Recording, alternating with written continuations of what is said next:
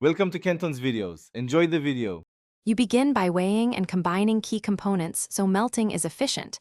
Measure 500 g dark chocolate and 200 g butter, both at room temperature to avoid seizing. Once measured, set 2 heatproof bowls, one for melting, one for eggs, and whisk 4 eggs lightly to incorporate air.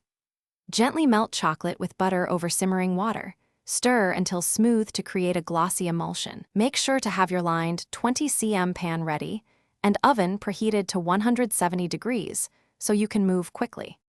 Once your chocolate is glossy, cool it slightly so it won't scramble the eggs, then fold the whisked eggs in 3 additions to form a stable emulsion. Add 150 g sugar and 50 g flour, folding until just combined. Overmixing kills lift, so keep motion gentle. Incorporate texture agents like 100 g chopped nuts or 1 tsp vanilla for depth.